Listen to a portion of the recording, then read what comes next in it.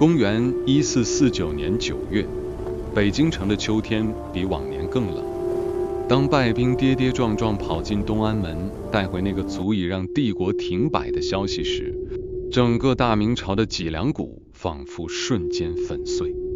50万精锐在土木堡化为尘土，200多名勋贵重臣集体殉国，而大明朝名义上的最高统帅皇帝朱祁镇竟然成了瓦剌人的阶下囚。这是大明建国以来从未有过的奇耻大辱。当时的北京城是什么样子？仓库是空的，精锐是没的，只剩下不到10万的老弱残兵。更可怕的是人心的涣散。金殿之上，翰林院侍讲学士徐有贞语带哭腔的建议：形象有变，我们得南迁，去南京。这种失败主义情绪像瘟疫一样蔓延。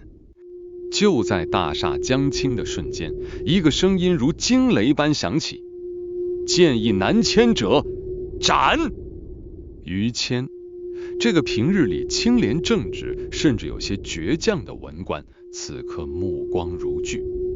他知道南迁就是亡国，北宋的靖康之耻近在咫尺。就在那个血色的黄昏，于谦临危受命，不仅要面对城外野先的10万铁骑，还要面对城内这台几乎停转的帝国机器。于谦接手的是一个真正的死局，但他是个数学级的战术大师。他深知靠残兵去和瓦剌马背民族肉搏是自寻死路，大明唯一的胜算在于代差打击。他做的第一件事就是重启那台沉睡的战争机器。于谦下令打开武库，将尘封已久的火器悉数运出。我们要特别提到大明的硬核装备大将军炮。这种重达数千斤的青铜巨炮，每一枚炮弹都需要2名士兵合力搬运。于谦不仅仅是修补火器，他还在改革编制。他重组了神机营，原本的神机营在土木堡几乎全军覆没。于谦从京军和各路秦王部队中抽调骨干，建立了一套严格的连坐督战制。他下达了那道著名的死命令：将领阵亡，全军斩首；士兵后退，将领斩首。这不仅是对士兵的威慑，更是对勇气的重塑。更疯狂的是，于谦下令北京9门在瓦剌人到来前全部关闭，所有将士随他在城外列阵。他在城门后堆满了巨石，并告诉所有士兵：我们的身后就是妻儿，没有退路。城门已死，人活则京城活，人死则大明亡。这种背水一战的胆气，让原本恐惧的残兵在寒风中爆发出了一种前所未有的杀气。10月11日，野先太师率领瓦剌铁骑抵达北京。在他看来，这不过是另一场土木堡式的屠杀。他盯上了德胜门，因为那是北京防御体系的北侧咽喉。野先指挥数万骑兵发起了排山倒海般的冲锋。马蹄声震天动地，那是马背文明对农耕文明最疯狂的践踏。然而，当瓦剌人冲进德胜门外1里的死亡半径时，他们发现自己进入了一个精心设计的火力口袋。这就是于谦设计的9道火线阵。明军的阵型不是平面，而是立体的。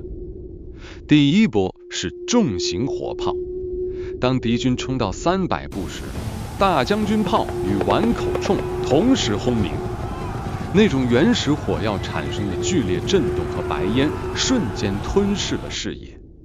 实心弹掠过草地，将冲在最前面的马腿齐刷刷割断。当野先试图强行突破烟雾时，迎接他的是200步处的火铳群。这就是于谦改良的5人1组接龙装填法，2人负责清膛装火药，2人负责填充铅弹并点火，1人负责瞄准。这让火铳的射速呈指数级增长。瓦剌骑兵发现明军的火力像瀑布一样，没有丝毫间断。紧接着是100步3眼铳出场。这种集近战与射击于一体的兵器，在近距离爆发出了恐怖的杀伤力。3管齐发，火光四溅。叶先不明白，为什么这群昨天还在溃逃的残兵，今天却变成了收割生命的钢铁机器？德胜门外的土地被血水染成了黑紫色，瓦剌人的骄傲在神机营的怒火中化为乌有。叶先杀红了眼，他派出了最亲信的怯薛军，这支原本用于保护韩王的首领卫队，试图用人命填平明军的阵地。于谦展现了他最冷酷的一面，他命令神机营突然停止射击，并有序向城门方向撤退。叶先狂呼着：“明军弹尽了，冲进去！”数千铁骑顺着街道杀入，但这正是于谦的杀人计。当瓦剌人涌入狭窄的街道时，两侧的民居屋顶突然掀开瓦片，石亨率领的伏兵杀出了。这不是正规军的对垒，而是北京城每一个人的战争。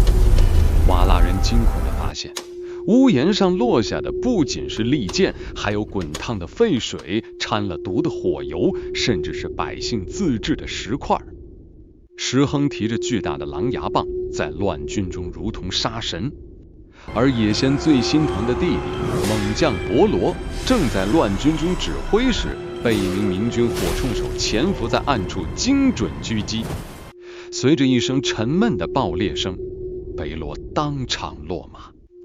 主帅阵亡的消息像闪电一样传遍战场，瓦剌军的士气瞬间崩盘。于谦亲自登城擂鼓，9门明军同时开启反击。那一刻，北京保卫战不再是防守，而是一场帝国对草原的疯狂清算。大军追杀数十里，瓦剌人丢下的尸体从德胜门一直排到了居庸关。战斗持续了整整5天5夜，野先撤了。当他带着残部逃回塞外，看着那座依然屹立在朝阳下的北京城，他知道，属于游牧文明最辉煌的机会已经永远失去了。我们必须反思，德胜门之战到底赢在哪里？它赢在技术转型。